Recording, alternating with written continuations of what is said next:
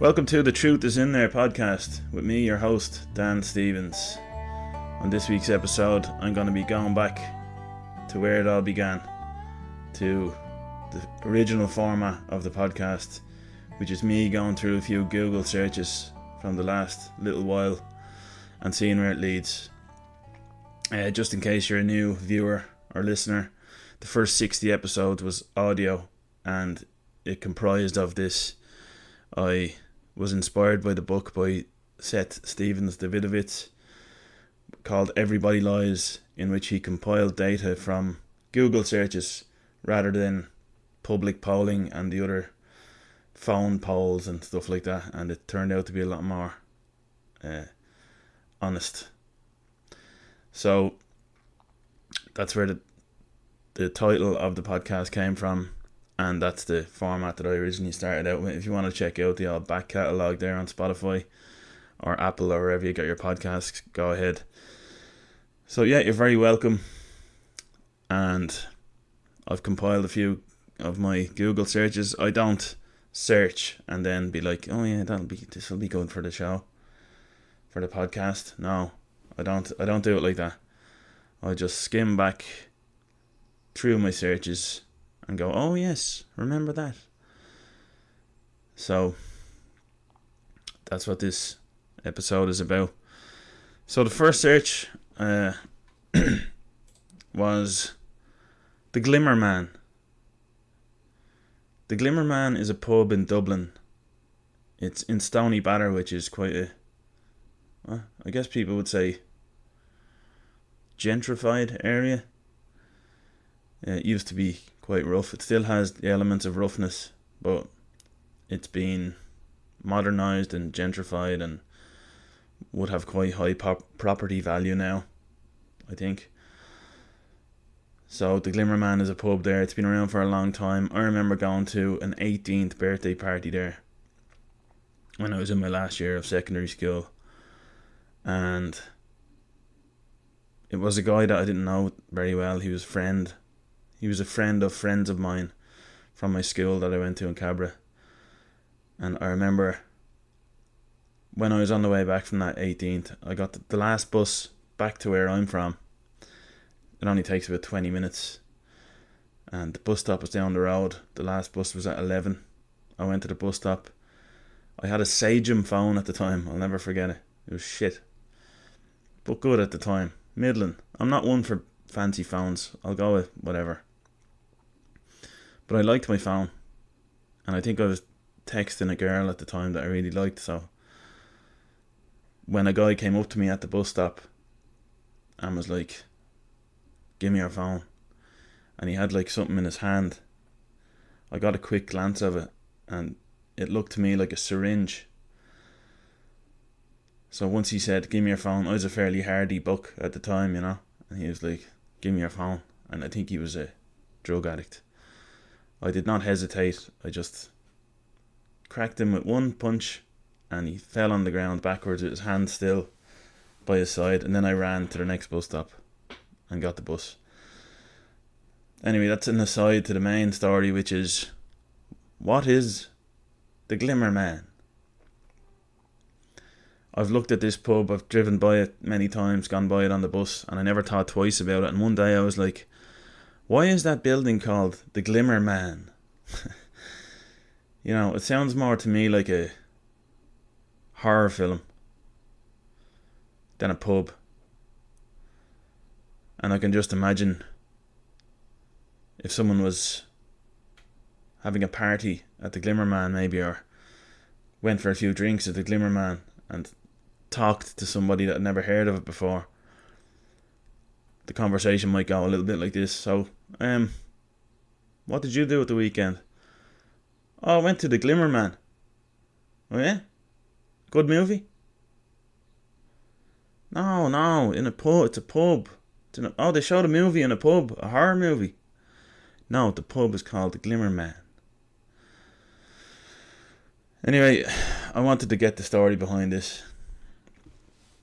So I looked it up, and an ad for the pub came up. I just have my computer here. What is the Glimmer Man? So the Glimmer Man is it's an Irish reference, and it refers to inspectors who monitored gas usage during the emergency years. It says emergency years in inverted commas, which were 1939 to 1947. They were tasked with detecting the illegal use of gas. Jeez, it sounds like they should have been in a different country at that time. Why was there a shortage? That's just... Alright. Yeah, stupid joke. The name Glimmer Man came from the slogan urging people to not waste gas. Not even a glimmer. These inspectors were employed by various gas companies to ensure compliance with wartime rationing measures. Alright. Yeah, so during World War II, Ireland had gas shortages, and it led to rationing and restrictions on usage. They would enter the homes and businesses of people to check for illegal gas use, often by feeling the cooker ring. Wow, very intrusive, you know. And that's where the term came from. It's a pejorative term, suggesting the inspectors were intrusive and that people resented being monitored. Yeah, so that's... there's no connection here between why the pub is called that and these people. But that is the Glimmer Man. So, yeah, that's where it's actually just down the road from Walsh's, which would be my favourite pub in Dublin, I think. I would highly recommend that place for pints of Guinness. But, yeah, the Glimmer Man, a pub named after the guys who inspected people's gas. Yeah, so that was that one. Interesting. It's good to get to the bottom of stuff, you know. Also, I don't know why I shared that story about me KOing a junkie, but is what it is. This is where Google searches lead. Okay, so the next search was perception of Americans. This is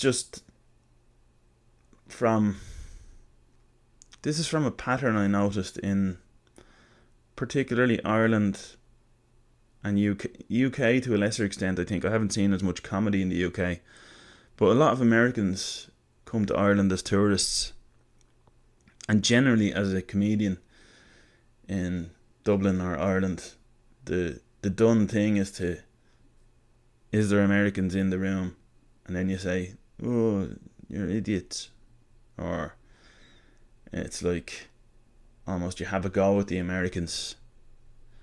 You kind of make fun of the Americans.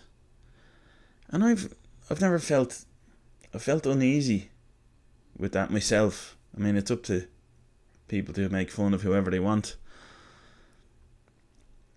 But I mean, you know, you need to take a good look at yourself first, I think, before you start slagging Americans sometimes. That's what I'd be thinking, you know. I remember seeing a really rich American businessman at a gig one time, and one of the comedians was kind of trying to slag him off, you know. And it's funny. It is the funny angle. I mean, that's why it's done. He was just kind of sitting there going, yeah, whatever, you know. And yeah, I was just kind of like, that doesn't really make sense. But maybe it's kind of punching up, but it's punching down at the same time or something. I don't really get it. And me personally, I just love America. I love Americans. Not more than any other type of people, but I mean, people are people to me. And I've always had a really good experience in America. Anytime I've gone there, people are so helpful. They're quite open, very optimistic. can be quite fat as well. But it's just a bigger country, so it's just scale, isn't it? But you don't see that many. It's there's kind of, I think, not stereotypes. That's the word.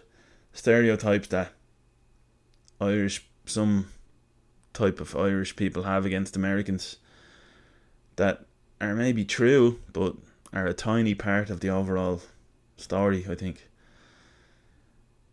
And I think sometimes we loathe optimism.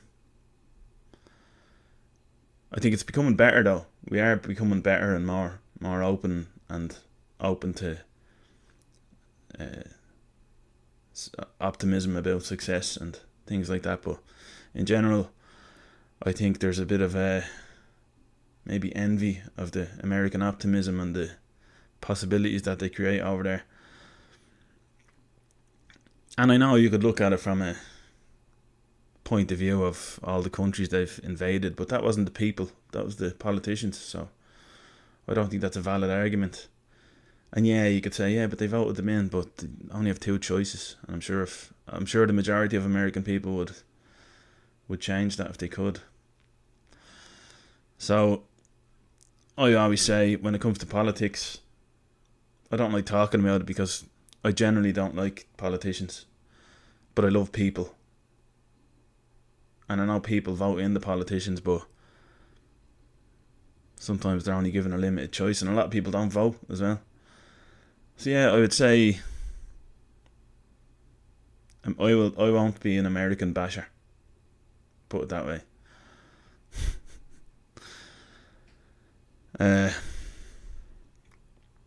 But yeah, I do understand where it comes from.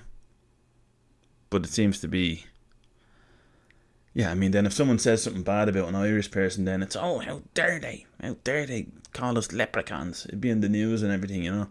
Or how dare they say that we drink too much. You know.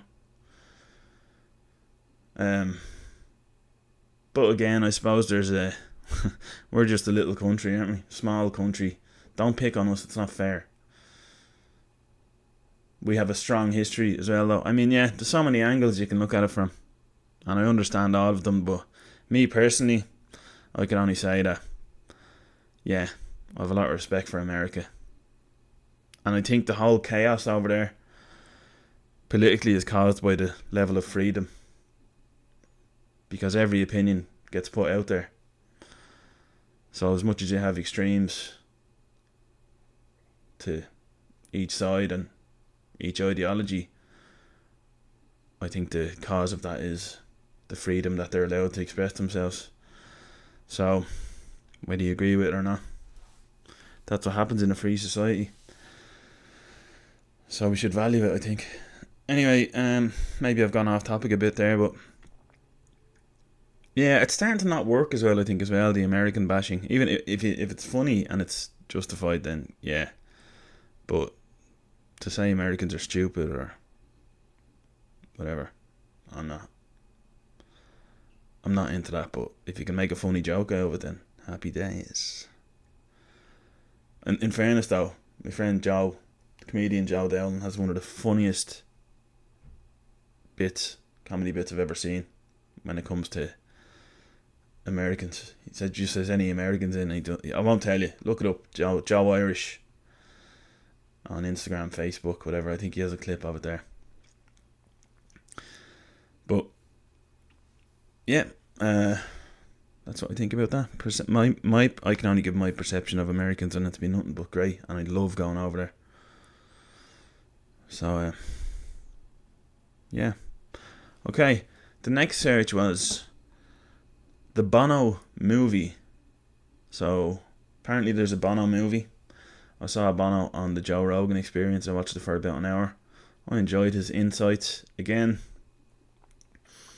he is a guy that I always remember. I worked on building sites for quite a while, and he would always be the type of guy that people would be like, he's an arsehole. But at the same time, his music is playing on the radio and it's just brilliant, you know.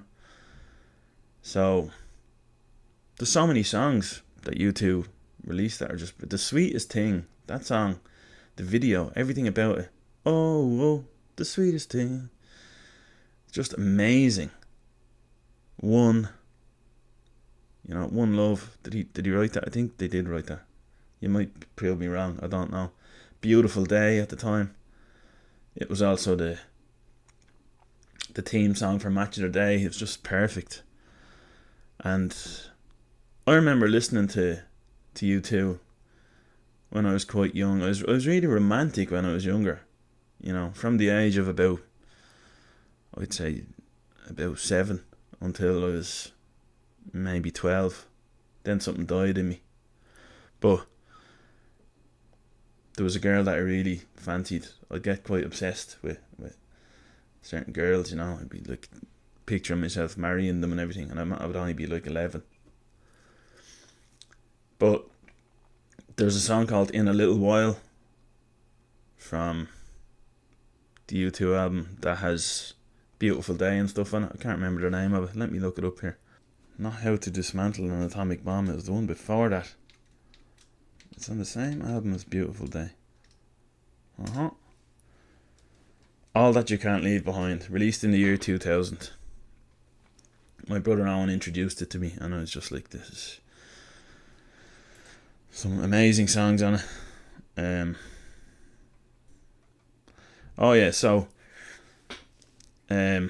I'd highly recommend listening to this album. So Beautiful Day, Stuck in a Moment You Can't Get Out of, Elevation, Walk On, Kite, which is just a beautiful song as well. In a Little While, that's the one it used to be my Falling in Love soundtrack. Wild Honey, that was fairly shy. Peace on Earth, brutal. When I Look at the World, I can't remember it. New York, can't remember it. Grace, I think that was alright. And then The Ground Beneath Our Feet, yeah, I used to play that in my Discman. Think about that girl, I won't say her name. Not that it matters. Not that anyone cares anyway. But yeah, I think all the rejection from when I was younger, I never got the girl, I never they wouldn't meet me. Meeting, we would say, was a kiss. You'd go off together, there'd be a group of girls and boys together on the green, and it would be organised like, okay, he's gonna meet her now, and then they'd walk off together, and you kind of go, oh, they're going off to meet. They'd go out of view then, and they'd kiss each other, and then they'd come back all bright-eyed and bushy-tailed. But I didn't have the confidence to ask, and I was quite fat, and also, if I did ask, they wouldn't. None of the girls would meet me. So yeah, just about became a bachelor when I was about 13, I think, and I haven't looked back. Yeah. So, don't get me wrong, I've had a few short relationships here and there, but nothing ever stuck. So anyway, and there you go. Look, this is what I'm saying about Google searches. They just bring you anywhere, And I hope you're still with me here listening. But Bono, to me, so people say he talks a lot of shite and all this. I don't know. I don't listen to him talking. I just listen to his music and then respect him. I don't like when musicians and movie stars and stuff, I don't like to listen to anything but their art, I don't want to hear their political views, because I just don't like politics. I I'm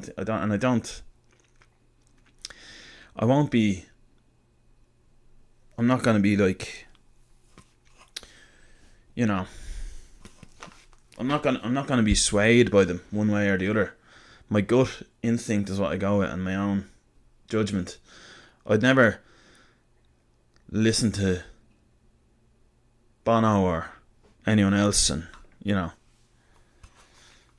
be like, oh yeah, he's right, I need to do that now. I never loved him for his politics or his whatever. He can do whatever he wants in his spare time, and it won't change how much respect I have for him, because I respect him as a musician and as a singer, as a songwriter, and I just absolutely adore U2. I think they're legendary. And if we can just separate the art from the artist sometimes, I think it really helps to enjoy the music without other things involved in the opinion of that person. I guess it happens with movie stars as well, but I do believe that singers and movie stars and like singers, movie stars, comedians to a certain extent as well, anybody with a public platform, you got there from doing the thing you're really good at, so just stick to it. Let like Nelson Mandela and Martin Luther King and stuff do the other things, you know. We need more people like that. People who can just concentrate on a cause. Stop mixing it in with the art. That's what I think. But each to their own.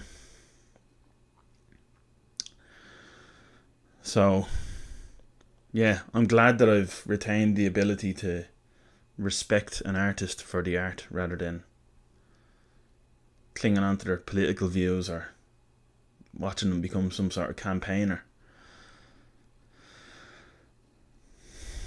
So that's Bono for me. I still love him. I can still listen to him on the Joe Rogan podcast and go, what's he on about?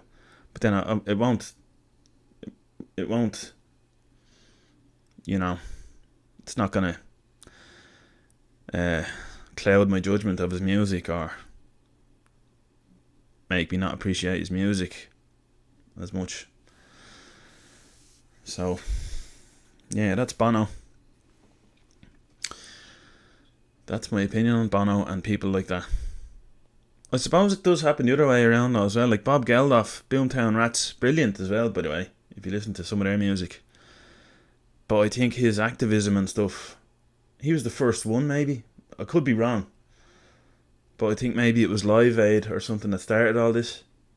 Mixing art with politics. Like, there will be people that say, yeah, but if you have a platform, you should use it to say what you think if you think it's going to hit. But no, just, I don't know. Just do what people are. Do what people enjoy you doing. That's what I think. But Bob Geldof, I think, may have broke the ceiling when it came to mixing art with politics and activism. So fair play to him. Yeah. Okay, that's Bono. Next one we have. Alright, I came across this musician. The search was, how old is Sky Newman? I don't know why that was the search. I suppose that's just because that's what I was thinking. But Sky Newman has a song called I'm getting stuck here. Hold on. Sky Newman. She has a song called Hairdresser. I listened to that. It's not great. She has a couple of songs. She's a new artist. I think she's English. Family Matters is the name of the song. Really catchy, really good, like, and a powerful voice. Just a great voice, you know. So I looked her up. I looked her up on YouTube as well, actually, just to see if there was a music video. Maybe I was just curious as to what she looked like, and if she had a music video. Turns out she did, and there's a lot of comments on the video. Now I have to thank a friend of mine on Instagram who, you know, I know her through the comedy. I actually saw this song on her stories on her Instagram, and I was like, "Geez, that's catchy." And then I started to like the song, you know.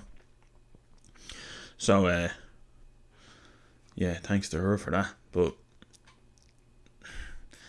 it's very like, I'm gonna read some of the comments. I'm gonna go onto YouTube here actually and look at the you can do this yourself, you know. Check it out. Check out the comments on this song. Sometimes I think people are just a bit like not critical enough. So I'm gonna go Sky Newman. And I thought, you know, I'm gonna give my honest opinion here. It has 1.1 million views, which I think is good, but it's not massive in the grand scheme of things. So the opening line of her song, it's really catchy now, and she's a young girl with a lot of fire, in her. It's great to see. But the first line, I'm gonna sing it for you. I won't actually. Sorry, I'm gonna give you a few of the comments first. Can't wait to hear more of this girl. Pure raw talent telling her story. Pure talent, unique voice. The UK needed this girl. Sorry girls, this girl is levels above. It is what it is. Fist emoji. Another one. I don't understand why there isn't millions of views. She's incredible. She's a breath of fresh air. She's going to the top real quick. 100% heart, praying thing, and one of them. Brilliant talent. So refreshing. It's just constant. And I had a comment about it, and it was the first line doesn't really fit together. There's too many syllables, which there is. The first line, she goes, "You've never worn these shoes. Don't mean my New Balance in blues." So in blue. So you've never worn these shoes. Don't mean my New Balance in blue. Like, doesn't fit. The rest of the song is great, but it just has to be said that, like, as a comedian, I have to start off strong and keep people on board. Like, but she, I got 2 likes so far and 1 reply. Someone got it. Van Dam 9230. Thank you. He did 6 laughing, crying faces. So I don't know. It's just true. Great song, but the first line just too many syllables. As Adam Bloom would say, it's not a seesaw, it doesn't have the balance. Adam Bloom is a comedian. He has a book called Finding Your Comic Genius, I think, and he talks about how sentences are formed for jokes and stuff. He should have fucking had a word with her. Anyway. Okay, so that's all the latest searches for today. Yeah, as I say, it's a blast back to how the podcast started. I really enjoy going through those Google searches, so I said I'd go back to doing a bit of that.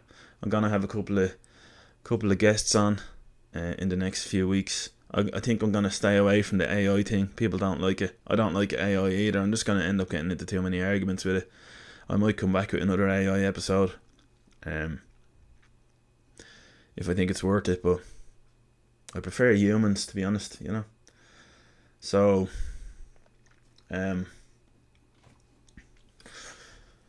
So yeah, I hope you've enjoyed this, and please like and subscribe. Also, if you're listening on Spotify, give a good rating, follow. I always say this, nobody does it, and then I watch YouTube and listen to Spotify, and I don't do it either. Although it is easier now to subscribe on YouTube. It's on the little menu bar, but yeah, if you can, that would really help. I always leave a link if you want to donate as well, to try to grow the podcast. So yeah, that'll be in the episode description.